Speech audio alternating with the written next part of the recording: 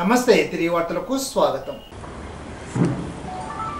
ప్రపంచంలో ఏ దేశమైనా ప్రగతి పదంలో అభివృద్ధిని సాధిస్తుందన్నా, అక్కడ ప్రజల జీవన ప్రమాణాలు మెరుగవుతున్నాయన్నా దానికి ముఖ్య కారణం అక్కడ ఉన్నటువంటి పన్నుల విధానం. మనందరం కూడా చూసాం. మన దేశంలో 1990 దశకంలో అనేక రకాలైనటువంటి పన్నుల విధానం ఉండేది. ఆ రోజు పివి నరసింహారావు గారు తీసుకొచ్చినటువంటి సంస్కరణల వల్ల దేశంలో ఆర్థిక ప్రగతి బాట పెట్టడం జరిగింది. తర్వాత కాలంలో 2014లో ప్రధానమంత్రి నరేంద్ర మోడీ గారు అధికారం చేపట్టిన తర్వాత ఆయన తీసుకొచ్చినటువంటి ఆర్థిక సంస్కరణలు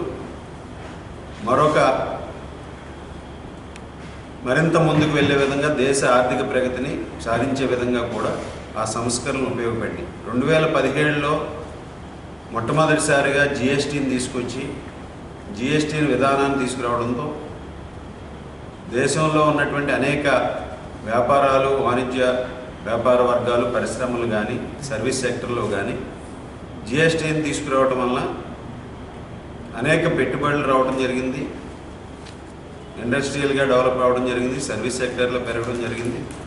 ఒక సరళతరమైనటువంటి పన్నుల విధానాన్ని ఆ రోజు ఇంప్లిమెంట్ చేశారు ప్రధానమంత్రి నరేంద్ర మోడీ గారు. మరలా ఈరోజు 2024లో అధికారం చేపట్టిన తర్వాత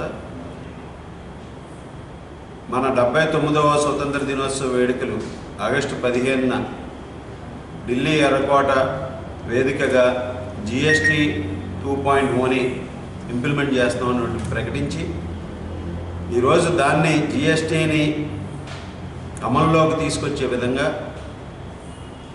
ఒక చారిత్రాత్మకమైనటువంటి మార్పులు తీసుకొచ్చి రాబోయే రోజుల్లో ఈ దేశ ఆర్థిక ప్రగతికి ఒక దిశానిర్దేశం చేసే విధంగా ప్రధానమంత్రి మోడీ గారు చేసినటువంటి ప్రకటన మనకి రేపటి నుంచి అమల్లోకి రాబోతుంది.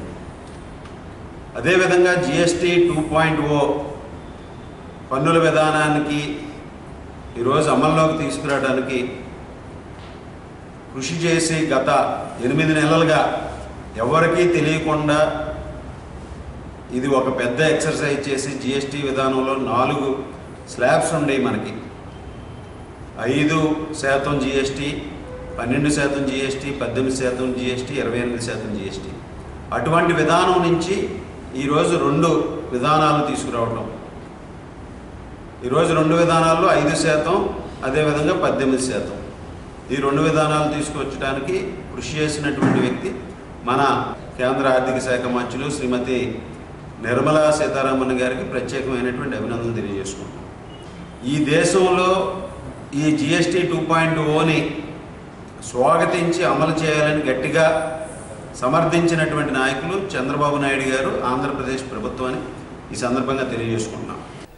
తెలుగుదేశం కూటమి ప్రభుత్వం కార్మికుల కుటుంబాలతో ఓట్లు వేయించుకుని అధికారంలోకి వచ్చిన తర్వాత కార్మిక హక్కులపై దాడి చేస్తుందని, దేశంలో ఏ రాష్ట్రంలో లేని విధంగా కార్పొరేట్లకు లాభాలు కట్టబెట్టడం కోసం తెలుగుదేశం కూటమి ప్రభుత్వం కార్మిక వర్గాన్ని పోరాడి సాధించుకున్న 8 గంటల పని విధానాన్ని 10 గంటలకు పెంచుతూ అసెంబ్లీలో ప్రవేశపెట్టాలని, కార్మిక హక్కులపై దాడి చేయడమేనని ప్రభుత్వం పునరాలోచించాలని, లేని పక్షంలో కార్మికుల ఆగ్రహానికి గురి కావాల్సి వస్తుందని సిఐటియు జిల్లా ఉపాధ్యక్షులు నారపల్లి రామనారావు హెచ్చరించారు. నిడమర్రు ప్రజా సంఘాల కార్యాలయంలో సిఐటియు మండల కమిటీ సమావేశం సిఐటియు కన్వీనర్ కానురాజు అధ్యక్షతన నిర్వహించారు.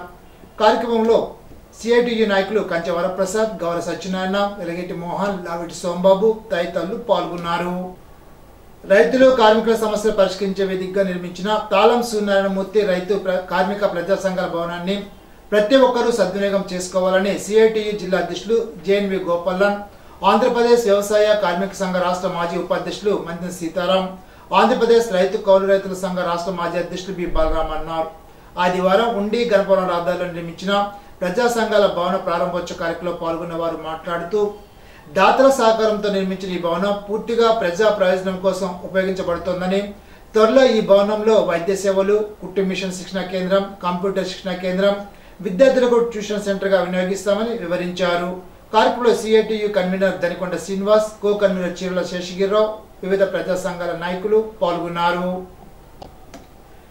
జోన్ అడ్వైజరీ సమావేశం వల్ల క్లబ్బుల ప్రగతి తక్షణమే తెలుసుకునే వీలుంటుందని జోన్ చైర్మన్ రావూరు నాగరాజు అన్నారు. ఆదివారం శ్రీ కూనపరాజు, అప్పలరాజు, సీతమ్మ లయన్స్ ఆడిటోరియంలో జోన్ అడ్వైజరీ సమావేశం జరిగింది. ఈ సందర్భంగా జరిగిన సభకు ఉండి Lions club president doctor Gadiraju Rangaraju అధ్యక్షత వహించారు. ఈ సందర్భంగా నాగరాజు మాట్లాడుతూ లయన్స్ గవర్నర్ ఇచ్చిన సభ్యత్వం టార్గెట్ రీచ్ అయ్యామని తెలిపారు. తమ పరిధిలో 3 క్లబ్బులు గణపవరం, చేబ్రోలు, ఉండి క్లబ్లు చక్కటి కార్యక్రమాలు చేస్తున్నాయని అన్నారు. గణపవరం క్లబ్ కార్యదర్శి కిరారి రవిబాబు క్లబ్ చేసిన కార్యక్రమాలు వివరించారు. ఉండి క్లబ్ అధ్యక్షులు డాక్టర్ గాదిరాజు రంగరాజు మాట్లాడుతూ ఇంటర్నేషనల్ జిల్లా డ్యూస్ ఏమీ లేవని, ఈ ఏడాది 5 కొత్త సభ్యులను చేర్చామని తెలిపారు. గణపవరం క్లబ్ కోశాధికారి మూర్తి, ఉండి క్లబ్ కార్యదర్శి Perimincha Rangaraju, DC member Kaniganti Ruth Kalam మాట్లాడారు. సమావేశంలో సత్య బ్రహ్మారెడ్డి, కాగిత మహంకాళి, కల్దిరి సీతారామరాజు, భూపతిరాజు హరినాథరాజు, పాలతీర్థపు నరసింహరావు, ప్రభాకర్ రావు తదితరులు పాల్గొన్నారు. ఇప్పుడు తూర్పుగోదావరి జిల్లా వార్తలు. ఆంధ్రప్రదేశ్ సాంస్కృతిక రాజధాని రాజమహేంద్రవరం, ఆధ్యాత్మిక రాజధాని తిరుపతి మధ్య నూతన విమాన సర్వీసు ప్రారంభం అక్టోబర్ 1వ తేదీ నుంచి ఈ మార్గంలో అలయన్స్ ఎయిర్ ATR 72 విమాన సర్వీసులు ప్రారంభించబడతాయి. అక్టోబర్ 1న ఉదయం 9:20 తిరుపతి నుండి రాజమహేంద్రవరం చేరుతుంది. తిరుగు ప్రయాణం ఉదయం 10:15 రాజమండ్రి నుండి తిరిగి బయలుదేరుతుంది.